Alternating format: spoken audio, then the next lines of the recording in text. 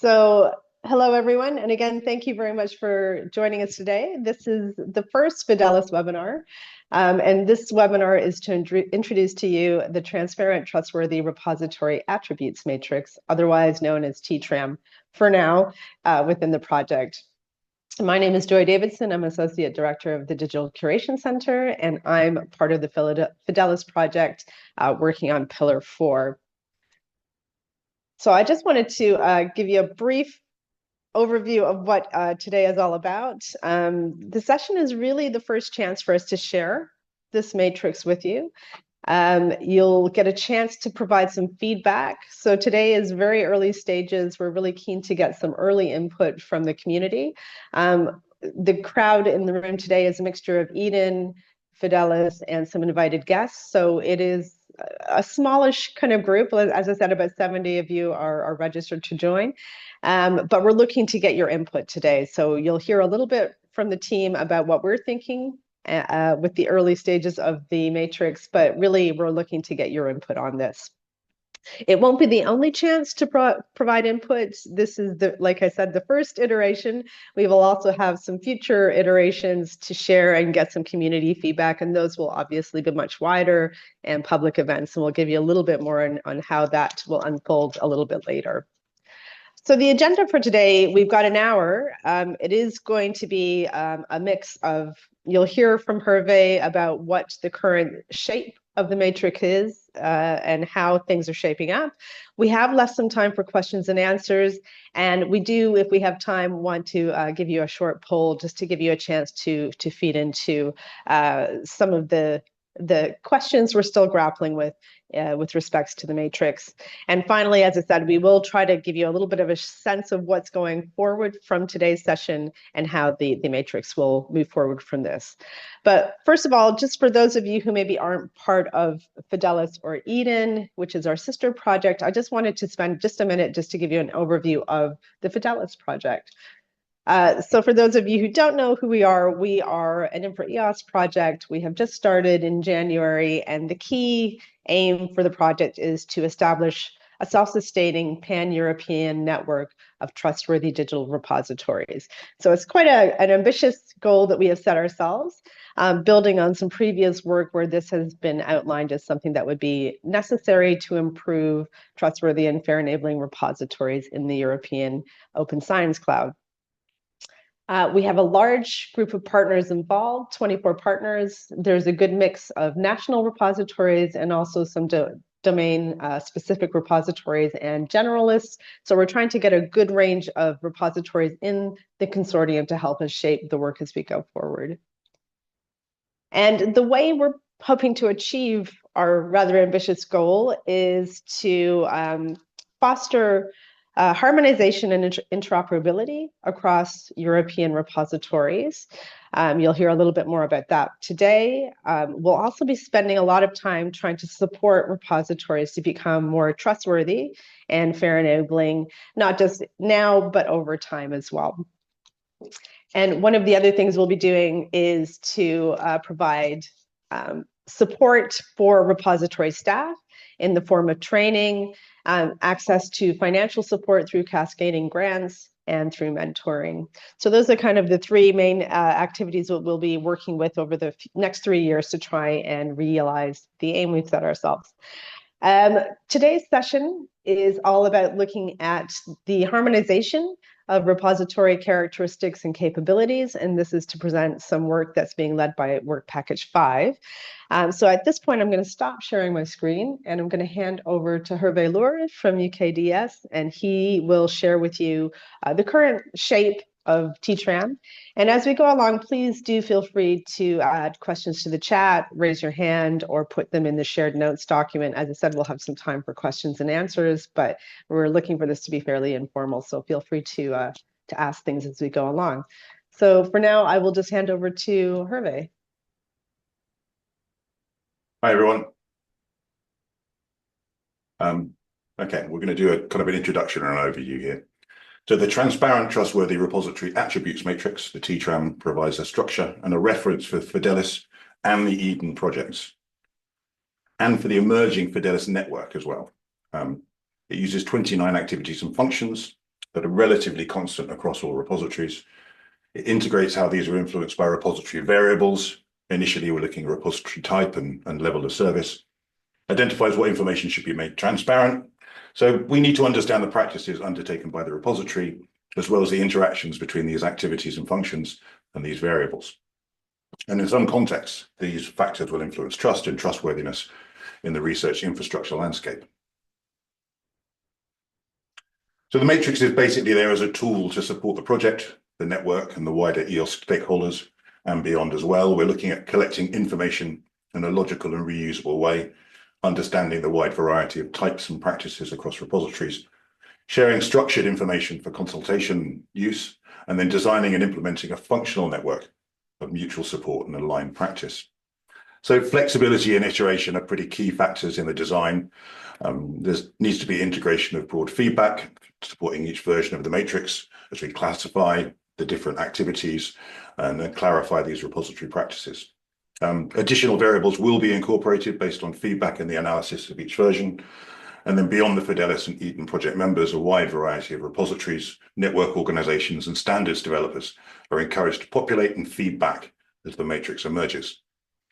The outputs from the matrix will provide a model for alignment and cooperation in the network across EOSC and beyond. Specific planning for the deployment, population, and analysis of the matrix is ongoing.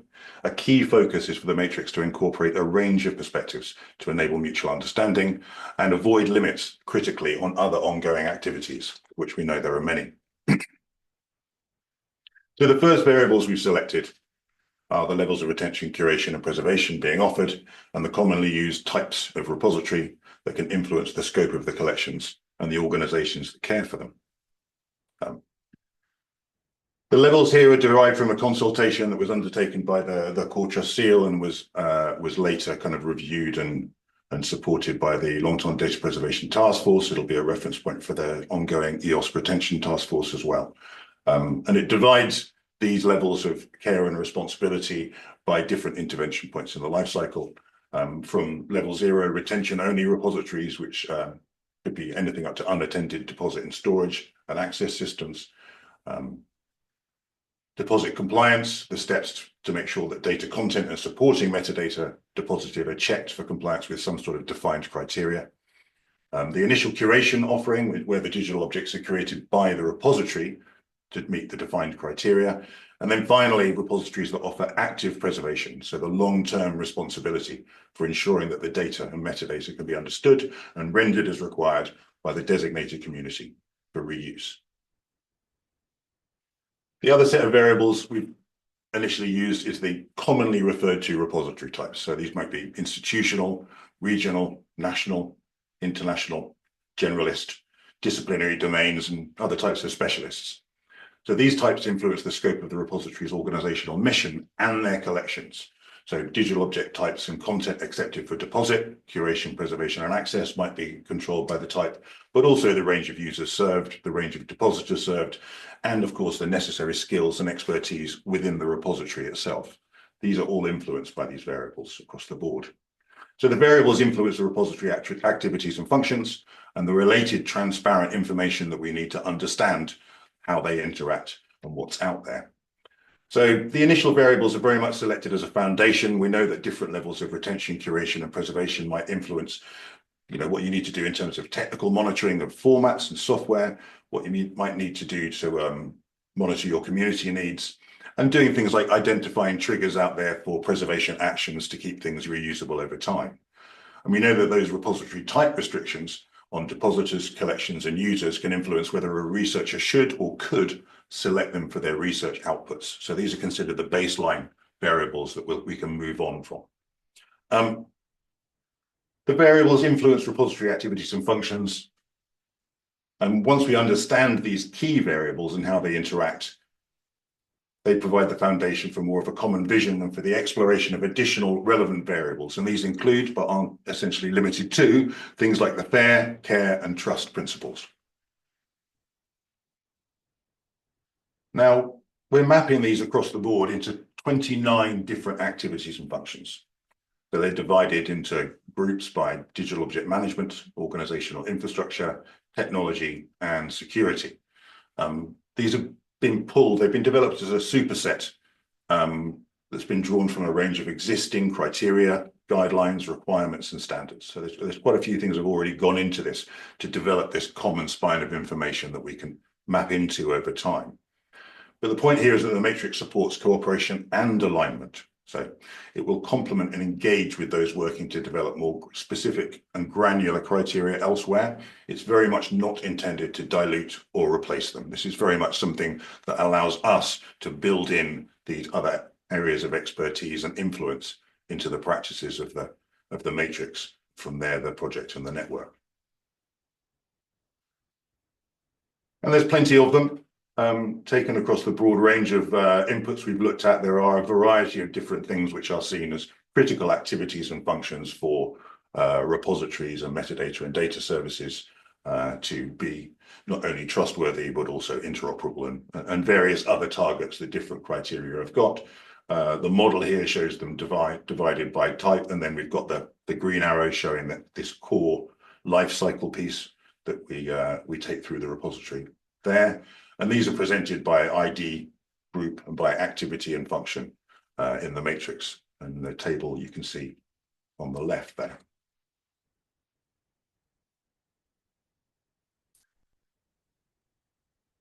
So taken together, these activities, the functions and the variables are presented to look, we're looking to fill in a chunk of information across these. So you can see that each activity and function there can have information recorded about how it's influenced by the particular level of retention, curation, and preservation, by the collection scope, whether that's a disciplinary limit, for instance, or by the organizational scope, for instance, a repository that only covers one nation. And here we see what's probably the simplest view. This is our more basic version of the template, which just includes a column which says information which could be made transparent. We're very happy to have just very broad input on anything in general prose, which people can tell us things which should be made transparent and why, ideally with the variables by mission and scope. So in the example here, deposit and appraisal may be limited by the institutional limit to staff members, or by a national repositories collection being limited to a national remit.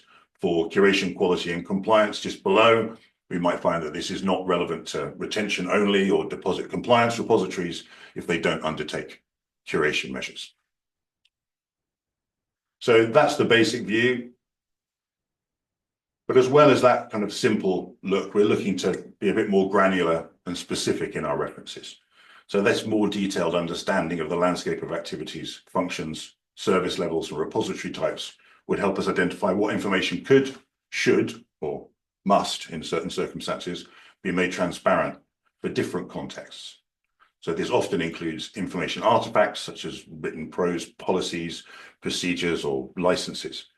But it also includes metadata characteristics, either about the repositories, things like the data repository attributes working group, or metadata held in the re3 data repository registry, or the levels of curation and preservation offered themselves, or maybe something that's taken out of fair sharing. Yeah?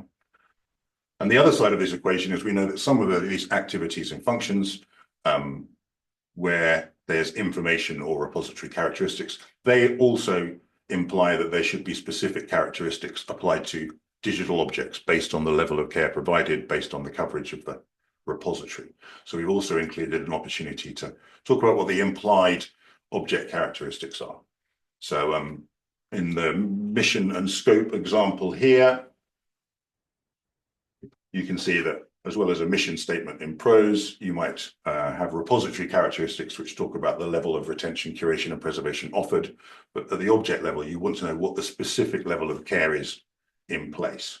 And similarly for object characteristics, you might have a generalized rights statement for the repository, but at the object level, you want to know what the specific licenses that have been applied to an object, or you might have a generalized storage and integrity document in the repository, but at the object level, I really want to see a checksum. So that's the prose to repository characteristics to object characteristics level of granularity we're kind of looking for in there. So, I think we've got, to take a step back and think about what the underlying context is for us to deliver all this stuff. It is looking to be a network of trustworthy repositories. There are going to be lots of different types of actors necessary to cooperate with to make all of that work across a complex research landscape. There are multiple different definitions out there and assumptions out there.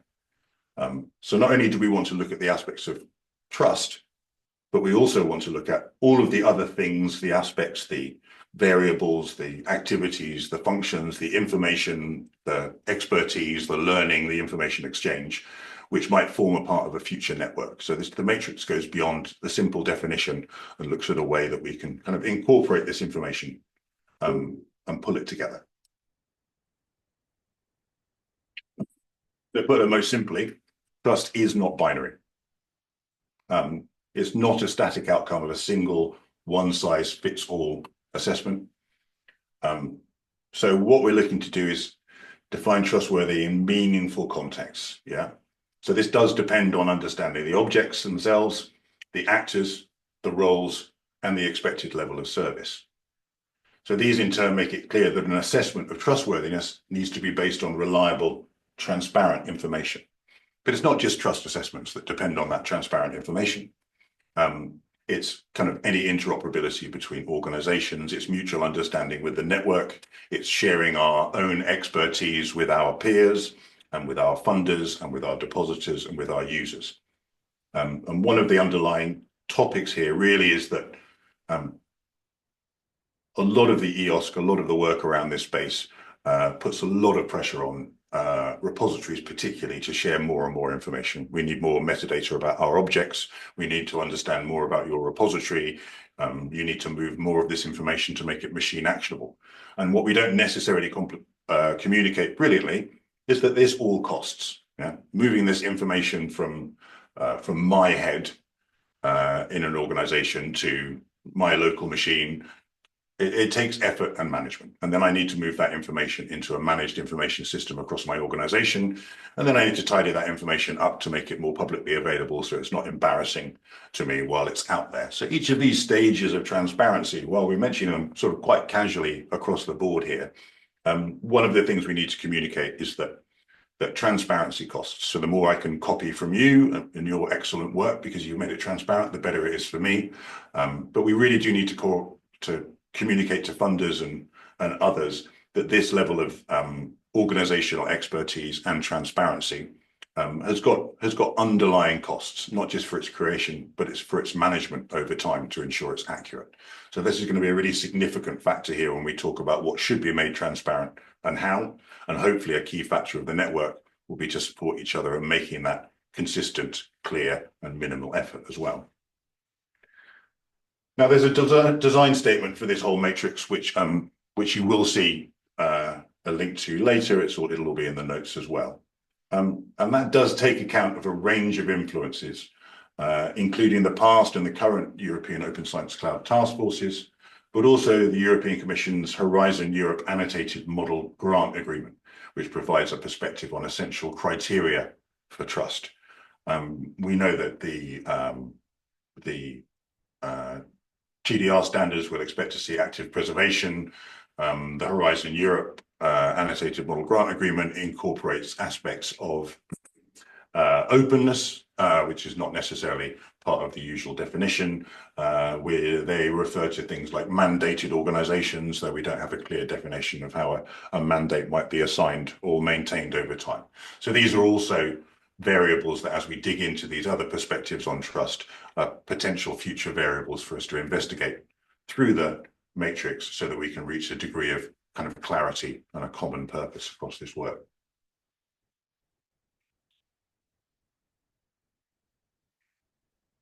But we have got a big bunch of dependencies and interdependencies here.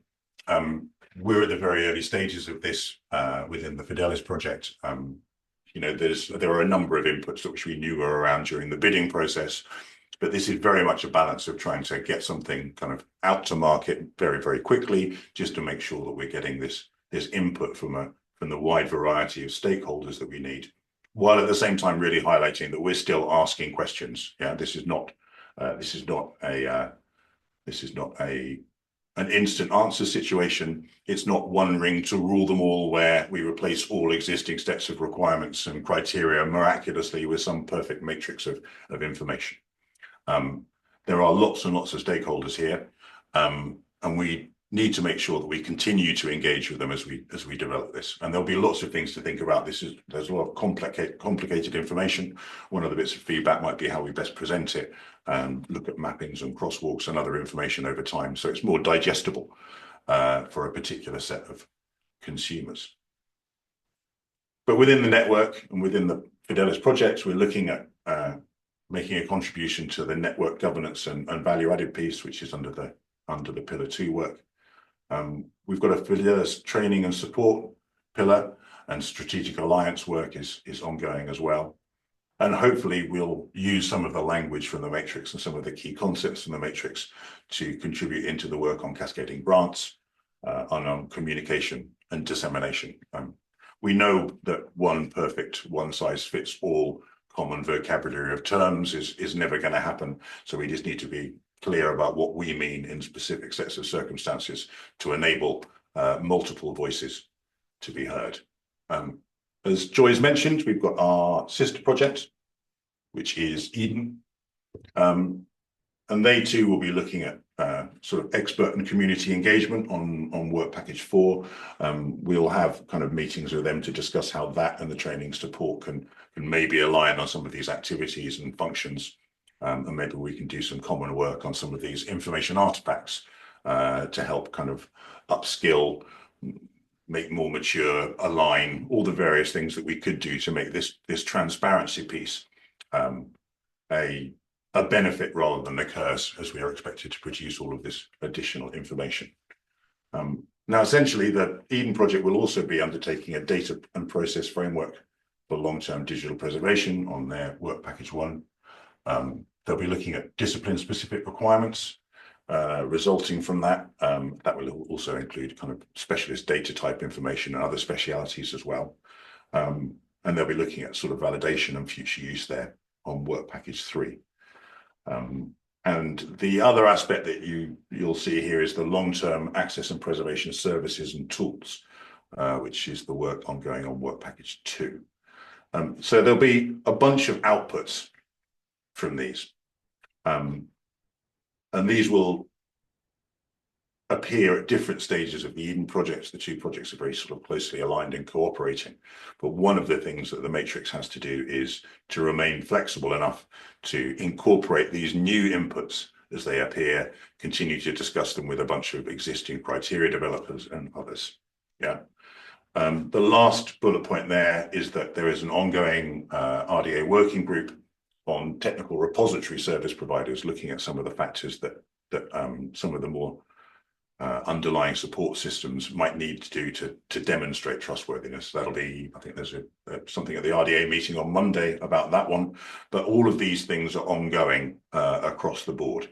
So there's a delicate balance here between sort of making sure that we're very inclusive and welcoming and engaging, while also trying to provide something which, as I say, creates a common spine that we can kind of map things into, so we can remain coherent in our planning during the project and over time.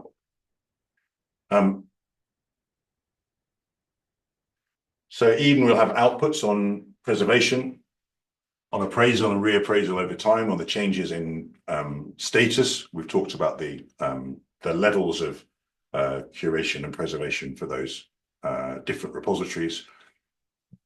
We've also mentioned FAIR previously. The thing about those levels and the thing about things like FAIR is they're very much a snapshot in time. The thing that's kind of missing at the moment is clarity on how decisions get made as circumstances change over time. So as the demands of researchers, the methods of researchers, the availability of formats and technologies evolve, how do we appraise and reappraise those digital objects, and how do we maybe change their level of care? A lot of the trustworthy digital repository stuff we'll talk about retention decisions versus deletion decisions, but in a perfectly interoperable EOSC. We'd also be in a position to be very public when we were going to change the level of care of an object or weren't going to keep an object. and we could arrange a custody transfer because there are a variety of different actors out there. I mean, we know from our experience at the UK Data Service that something like government data might be highly relevant to economists today. It'll be more relevant to social scientists in 5 years' time and highly relevant to historians in 50 years' time. Yeah. So understanding that both the researchers change and the demands from repositories around the data change. So how do we appraise and reappraise those over time and make that information public is pretty critical. And that's also part of the retention task force's remit on the European Open Science Cloud. And finally, another important one, which we'll have to integrate later, is this differentiation between quality in terms of compliance, which is quite often what repositories are asked to undertake. You know, does this come in a file format which is suitable for access and long-term preservation? Have you completed all of the essential metadata that we require on deposit? Or have we added all of the enriched documentation that you need during the course of the curation process? So that compliance piece by the repository is also being met on EDEN by a research quality of fitness for purpose. We're not, you know, how do we assign and communicate quality to a digital object, and then how does that influence our decision to preserve or change the level of care, and how does that influence the appraisal and reappraisal of the object as maintaining value over time? So these are some pretty complex factors. The matrix is intended to be flexible enough so that they can be integrated into them where relevant. Now, this is specifically, as you can see by the topic matter, around active long-term preservation repositories and disciplinary repositories, and some of the technical services that you saw on the work package 2 there were for EDEN. But we do think that a lot of the findings here will be more broadly applicable across a broader range of repositories and a broader range of the activities and functions of the matrix. So we are very keen to make sure we keep that sibling relationship going with the other projects, and we keep on building those findings in as the progress happens. And then outside of all this, we've got to look at the matrix in terms of supporting ongoing alignment with existing standards, with guidelines, criteria, and at the more granular level, the metadata. So the templates that we've presented before, we've got exemplars in there which will cover things like how these object characteristics or repository characteristics are met by something like the re3 data schema or the data repository attributes working group. So that down at the metadata level, it needs to be done as well.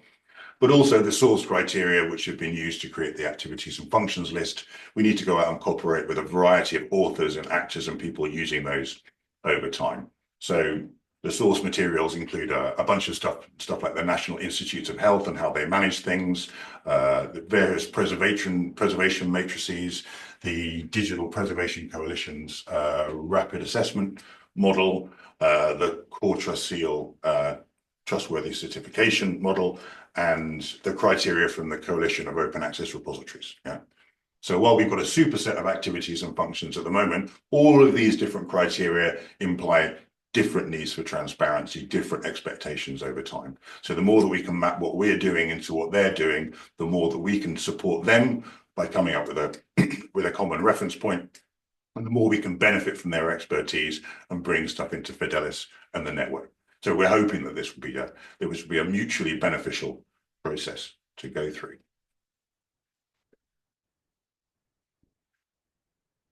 So what now?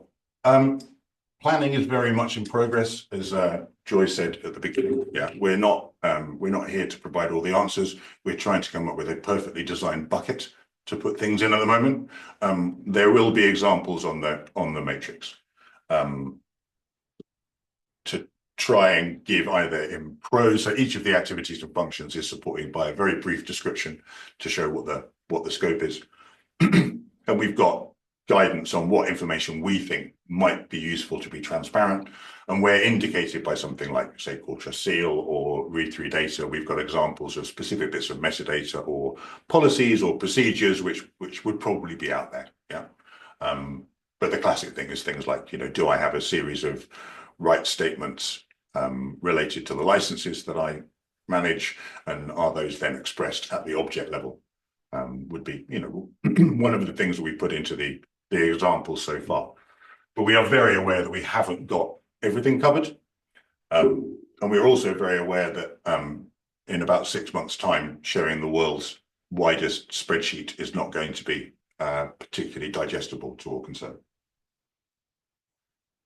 But I'm also not convinced that releasing 400 spreadsheets on Zenodo working papers is also going to be the best idea. So we need to work out how we take this common spine and we drive it down from mappings between two specific things, or for particular use cases, or for particular groups or audiences. There's plenty to think about in terms of how we manage the big list, and how we slice and dice and share and version and engage with people with something a bit smaller and a bit more targeted. So that's a whole area of work that needs to be gone to in terms of how best we share all that. So we can seeking feedback on things like that. We're looking to finalize the structure that's there. As we've said, it's pretty flexible, and we've got the first round of variables there. We think that drilling down one level of complexity from the levels of service and the types of repository is going to be critical to understanding some of these other factors. The EC report on the annotated grant agreement and trustworthy repositories already makes it clear that there's certain areas of clarity. The re3 data schema, for instance, treats disciplinary as being all about the collection coverage, whereas I think the EC reporting looks at disciplinary as all about the depositors. Yeah, and we know that there are subtle differences between these that we need to delve into. Similarly, the levels of curation and preservation include active preservation, but there's a huge number of automatable technical active preservation measures on the logical side. And meanwhile, there's a huge number of expertise-dependent updating ontologies and information around digital objects to make them understandable on the semantic side. So, the levels themselves, we need to look at where we drill down to the next level. That's a key area where we'll be building in information from EDEN as well. So we know that first level of variables gives us some sort of granularity to move on to a bunch of other important topics. And prioritizing those topics along with a bunch of different partners is also something that we'll seek feedback on as well. So this will be populated and aligned within the projects with key stakeholders, and we've got a bunch of early adopters to look at kind of bringing this on board as well. But if this is going to be a success, it really does need to be a maintainable artifact. It needs to evolve through the lifetime of the network as well as the lifetime of the projects. Yeah. So we're very keen to get this right. So that initial matrix, you'll see the links, is presented as blank templates. You can take a copy and go away and just look at the simple version I showed you, which says, hey, what sort of things should be transparent? Or the more detailed version that breaks things down into repository and object characteristics and, what the different information artifacts are that you might share.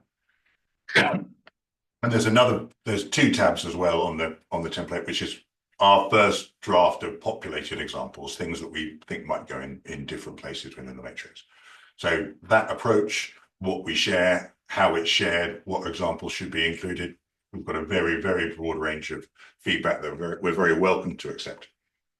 So initial inputs will enable us to take an iterative approach, to cooperating with repositories themselves, but as I've said, with the criteria authors too, which are up there. So we really need to reach a shared perspective that enables that mutual support and trustworthiness within a robust network. I think it's important to say that there's no assessment and certification procedure being developed within FIDELIS. This is about self-assignment of values, seeking to grow in a particular area, seeking to share our expertise in a particular area. It very much is a mutual understanding target rather than I think we might look at self-assessment, we might look at maturity, we might look at various things which are about improvement, but this is much less about assessment than it is actually about assistance over time and cooperation. So that's the what now, what next? So the matrix documents will be open for feedback until the end of April. There'll be a revised version of the matrix and support and guidance. That we presented at a webinar in June. And then we're looking at a stable version of the matrix structure shared for feedback and via a virtual workshop in September. There's a D5.1, a matrix report, which will be due by December. But I think it's important to say that the population, the expansion and the sharing will continue beyond this. If you imagine that you took the FAIR principles or the CARE principles or the TRUST trust principles and looked at how they influence each of these activities and functions, you'd rapidly get a new perspective on what repositories are expected to share and how. That is the goal, is to continue to do that over time in a meaningful way. But what we're seeking, for instance, us at the UK Data Service, is, if I've got that information, I understand what I need to do to comply with a bunch of different criteria, that's also got a direct benefit to me. I'm compliant with the Digital Economy Act in the UK, with ISO 27001, with the Quartra seal. There's a bunch of overlapping evidence and information there. How do I best coordinate that? How do I best learn from a network of peers to make that as efficient and manageable a process as possible, not just in terms of compliance, but also in terms of organizational improvement. So they're all goals that we're going for here. So this initial version of the introduction and the overview for the FIDELIS matrix is shared for public feedback alongside the additional design statement and the draft matrix spreadsheet template. These links will all be shared or in the notes as well. This presentation today is the matrix introduction and overview. There's a text associated with that. Yeah, that shows a bunch of the things that we've talked about today. It's trying to just give a narrative overview to try and prompt some initial questions about this. The FIDELIS matrix grid template is there and is shared. You can take a copy, you can go and play with it. But the activities and functions themselves, they're in the introduction and overview. If you want to comment on them, please do it there. I think my brain will explode if we try and add sort of 70 persons' comments into a spreadsheet. And underlying all this, there's the FIDELIS matrix design statement. It's something that we put together within the work package to think through the different influences we had to address. Now that's got a number of appendices which describes all of the dependencies and interdependencies, which I've briefly gone over today, that influenced our approach. Yeah, so there is an underlying design ethos on this. You are very welcome to just look at the activities and functions and the approach. We welcome anything on the introduction and overview in terms of comments and feedback. And if you're feeling geeky enough to go into the depths of the design statement, we are very welcome to feedback on that as well. Every route and on every topic will help us enormously in getting to this next stage and making this as useful as possible. Thank you. Great. Thank you very much, Hervé. That was a very nice, concise overview of the matrix so far and all the thinking around it.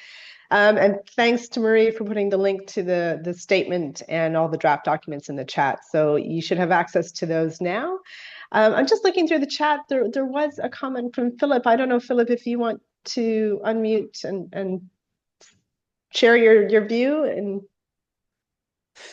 yeah, sure. I think it's a kind of obvious comment. So as you can grasp from Hervé's presentation and kind of what this kind of matrix or what a kind of what needs to be done by a repository in order to obtain kind of trustworthiness status or whatever you call it, I think it's quite a lot. And of course, this implies some underlying funding. Or sufficient funding. So I think this could be an important role that this network will have to kind of help repositories in their argument or in their discussions with their funders, and maybe also more on a more kind of national or European level to make sure that to make sure that the funders are aware of the implicated aspect of sufficient funding. Yeah, I think that's a really great point, and certainly something that we'll try to pick up in FIDELIS as a coordination and support action. We'll certainly take that on board. I mean, I would agree. I think, Hervé, you were saying there's 29 functions and actions in the matrix at the moment. Is there a chance that that might go down as well as possibly up? Because I think the more people add to it, you could end up with a really, really huge set of functions and actions. And as you mentioned, all of these take time and effort and money to implement. So do you think there's any chance that they might go down as well as up? So the important thing is that they're there because some set of relatively high profile criteria out there at the moment includes them. Yeah. That doesn't mean that every one of them is relevant to every trust relationship. Yeah.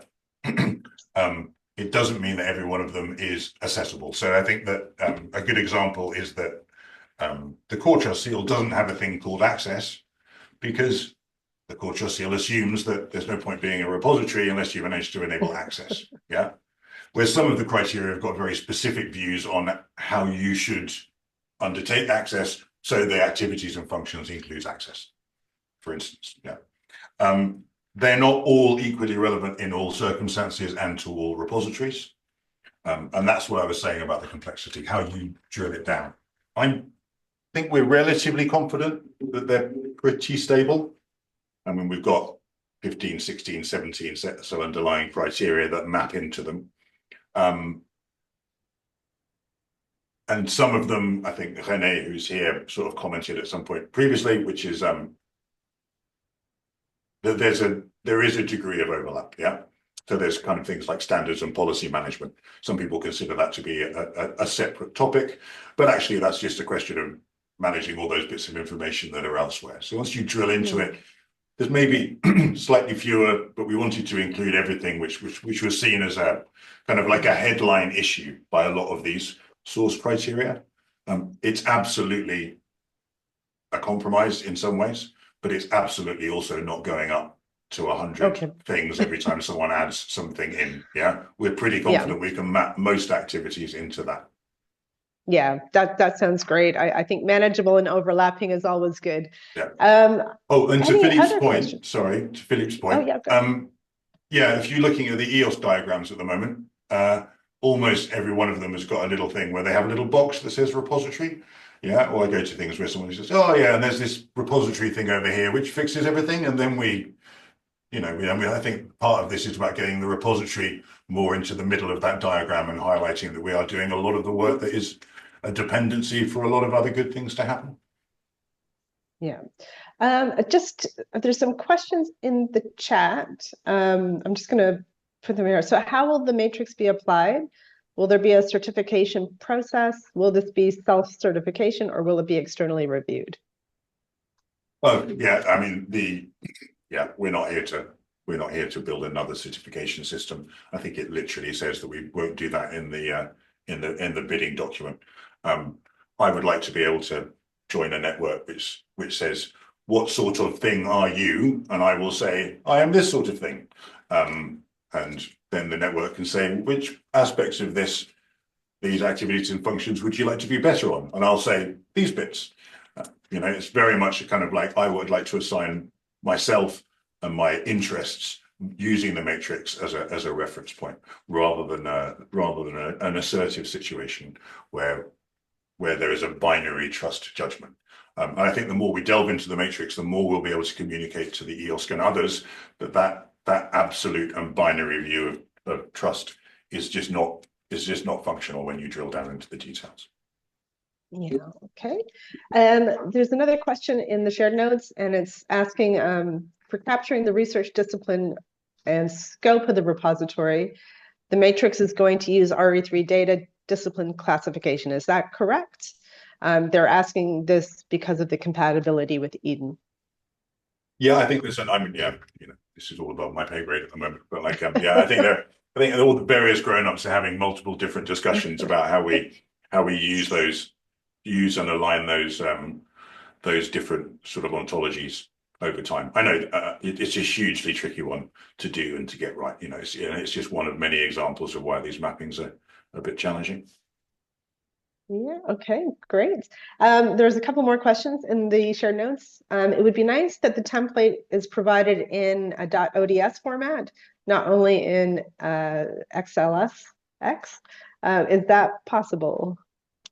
Well, yeah, no, certainly, yeah. There will be. This is a download and output, so we'll be looking at kind of getting this into an environment where the multiple versions could be managed in open formats over time. Great.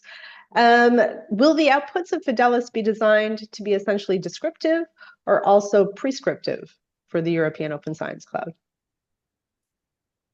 So it's a tricky one. So I think there are certain things which will feel prescriptive. So if a repository only covers one country and I'm not in that country and I can't use it, that's a piece of clarity that I could use as a repository or a researcher, essentially. I think as we take stuff back to the European Commission and as we take stuff back to the EOSC, there will be certain circumstances where I think it's justifiable to have a more binary view about compliance. If you're delivering a critical service within EOSC, there might be certain rules. If you're looking after sensitive data, for instance, there might be a level of kind of security provision that are absolute binary. If you don't mean this, you can't have that.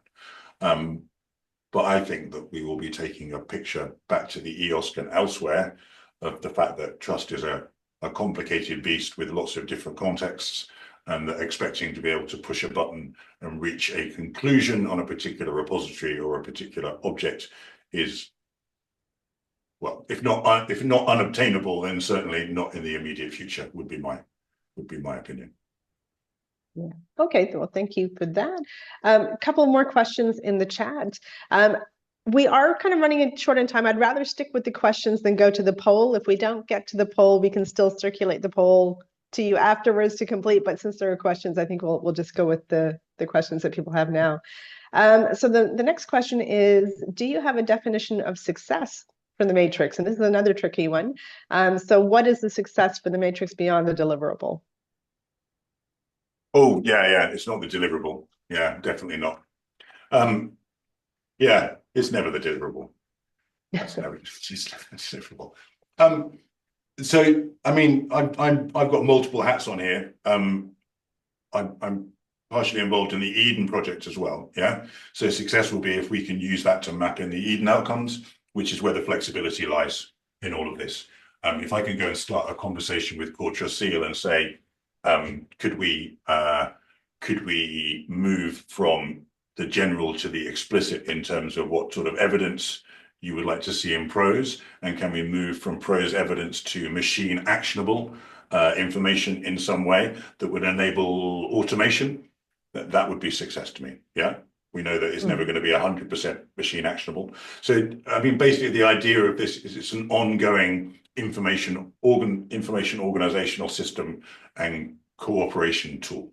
Yeah, if we can maintain that so people can use it as a common spine for then going out and looking for what they specifically need in a specific set of circumstances, then I think it will meet its purpose, not just within the two projects, but more broadly. And like I said, I have to comply with lots of things at work.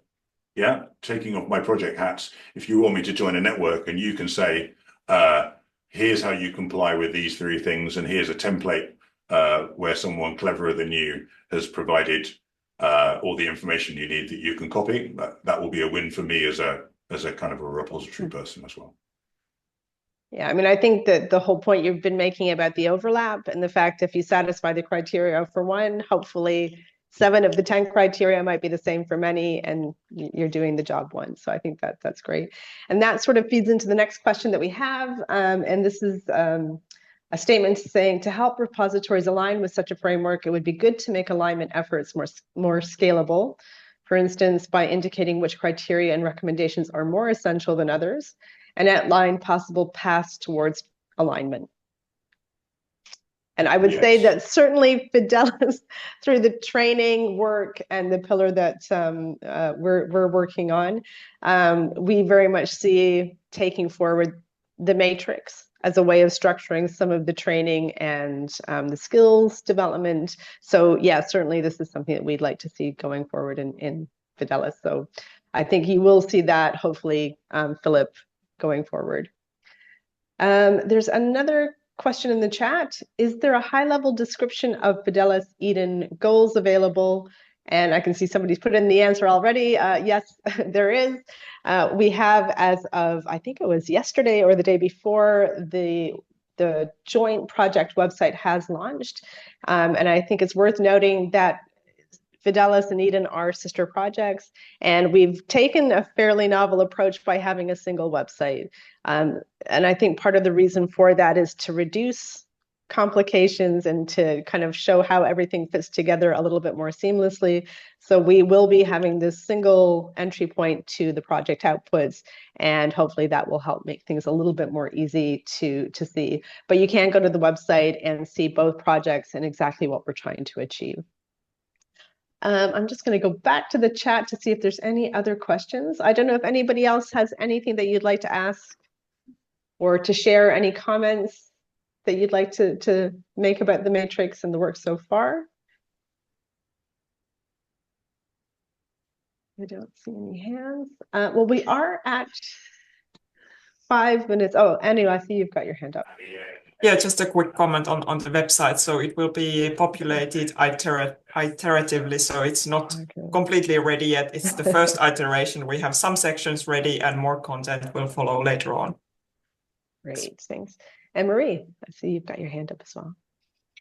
Yeah, thanks, Joy, and thanks, Hervé. I think there was also a question or comment that maybe we should indicate which criteria and recommendations are more essential than others and outline possible paths towards full alignment. I think this will be part of,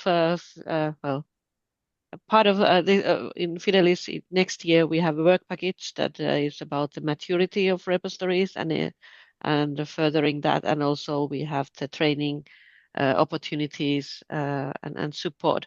So I think that will be answered at least partly in those. But I mean, it also depends a lot on what kind of repository you are, what recommendations are more essential or what things are more essential. Hervé already mentioned that if a repository has sensitive data, there are some things they must do. So but it's on the agenda, yes. That's great. And like you say, the work will continue and it will feed into the training. And this is certainly something that we'll be pushing back out as soon as we have some idea of what those minimum criteria are for the different repository types. We will certainly try to come up with some training opportunities that will help you to become familiar with them and to feed back into them. Okay, so I think the questions have dried up. I don't see anything else in the chat, so I am just going to really quickly. Sorry, there's one more. Go ahead. I can see there's one more in the agenda document. Right. It's a comment about how it would be useful to have tools, for example, to analyze metadata, mandate, an AAP, declare validity. So when it comes to tools, we also, I mean, the project has just started, and what we have. Also, so we will make some recommendations. We'll have some use cases still unspecified, but I think ideas like that are very welcome and we will take them into consideration. I'm not making any promises, but very happy to hear ideas on further work. Yeah, thank you. That's great. Thanks very much, Marie. Well, I'll just quickly wrap up. I just wanted to remind people a little bit of the next steps before we wrap up. Hervé already presented this, but I will just remind you again, the matrix documents are available and you have the link in the shared notes to the public folder. So everything you need should be in there. If you can get the feedback to us by the end of April, that would be great. That isn't the end, obviously. As you've heard, this is going to be a very iterative process. There will be a webinar in June, which will be much more public than this one. And this will share the revised version and some guidance, which hopefully is, again, a chance for you to provide some feedback. As you've heard, we're hoping to move towards the stable version of the matrix this year. So there is a lot happening this year. We're hoping for that to happen in September. Again, there would be a workshop to introduce this and again, to go through what the criteria are and to introduce what it means to different repository types. And we will have the matrix report, which is coming out in December this year. So that's what's happening in the first year, but we are a 3-year project, and the matrix will underpin a lot of the work going on in the other parts of the FIDELIS and hopefully the EDEN project, and there will be work going on beyond this. So it is very much something that you will be able to contribute and engage with over the life of the project and hopefully beyond. I just wanted to say thank you very much to Hervé and to Marie for sharing this early draft with us and letting us have the chance to feed back on it. Say thank you very much to all of you for taking the time to join and to provide your views on it. We do have the links here to ways you can keep in touch with us. So there's lots of different channels, as we've got the new website available, but feel free to join up for our newsletter as well, so you can keep up to date. And we didn't get a chance to do the poll, but you can see in the shared notes, there is a link to a Menti poll. If you want to take the time to answer the questions in it, please do. And we will also try to keep an eye on that document and tidy up the Q&A, and we will do something with that going forward. But so thank you very much to everybody for joining today, and we will keep you posted on future iterations, and we're looking forward to getting your feedback. So thank you very much.